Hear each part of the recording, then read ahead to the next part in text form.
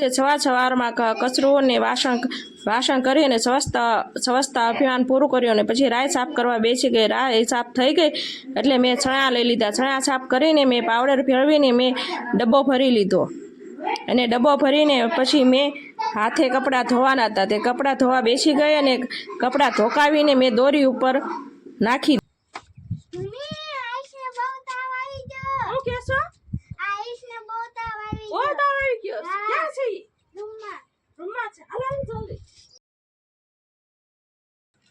ક્યાં છે આયુષ? મને તો એપ્રિલ ફૂલ બનાવી દીધી બે. લ્યો કેવા છે પણ.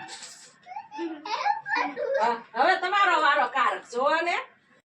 બપોર થઈ ગયા ને આપણે ભાખરીનો પુલાવ બનાવવાનો છે અને પુલાવ માટે આપણે બધા કોબી, મરચાં ને ટમેટા ને ડુંગળી સુધારી લીધા છે ને એક બાજુ આપણે તેલ ગરમ કરવા મૂકી દીધું. તેલમાં રાઈ જીરું નાખી અને આપણે હવે મરચાં નાખી દઈશું. મરચાં નાખીને 2 મિનિટ ચડવા દઈશું અને પછી ડુંગળી નાખી દઈશું. ડુંગળીને હલાવીને આપણે કોબી નાખી દઈશું અને કોબીને આપણે 5 મિનિટ ચડવા દઈશું.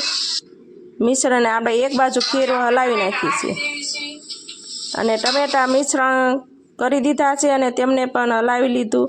હળદર, સ્વાદ અનુસાર મીઠું, ધાણા જીરું અને કોથમરી એને હવે આપણે હલાવી લઈશું. અને હવે આપણે ભાખરીનું બૂરું કરી નાખ્યું છે અને બૂરું આપણે ભેળવી દીધું છે અને હવે આપણે હલાવી લઈશું અને લીંબુ નાખી દીધું અને સ્વાદ અનુસાર કોથમરી નાખી દીધું અને હવે આપણો પુલાવ થઈ ગયો તૈયાર. અને અમે જમવા બેસી ગયા.